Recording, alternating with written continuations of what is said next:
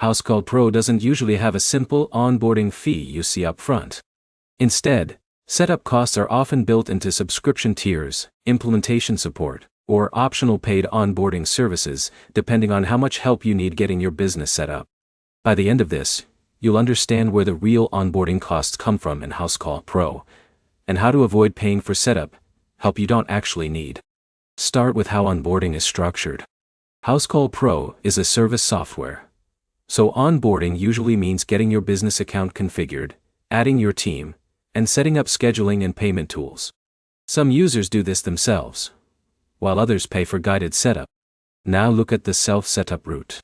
If you set everything up manually, your only real cost is your subscription plan. The trade-off is time instead of money, since you'll need to configure workflows, invoices, and scheduling on your own. Next, consider paid onboarding or implementation help. This is where costs can increase. Some users choose guided onboarding sessions or setup assistance to speed up the process and avoid configuration mistakes. That service is typically optional and not required to use the software. Now look at what drives onboarding cost higher. The more complex your business setup is, the more support you'll usually need. For example, multi-tech teams, multiple service types, or advanced scheduling setups take longer to configure correctly. Next, consider add-on services. Some features like payment processing setup, integrations with accounting tools, or automated workflows may require additional guided configuration. Those can indirectly increase onboarding cost if you choose professional help. Now look at the hidden cost people miss. The biggest onboarding cost is often time, not money. If you self-set up incorrectly, you may need to redo job types, pricing structures, or scheduling rules later, which slows down operations. Next, think about efficiency trade-offs.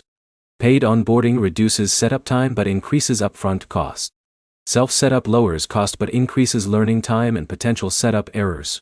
Finally, understand the system. Housecall Pro doesn't charge one fixed onboarding fee for everyone. Costs depend on whether you self-set up, use guided onboarding support, or need help configuring advanced business workflows. To sum it up, onboarding cost usually comes from three things.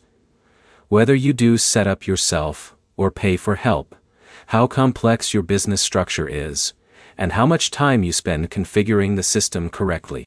Next step is simple. Start with self-setup if your business is simple, and only consider paid onboarding if you have multiple teams, services, or need advanced automation right away.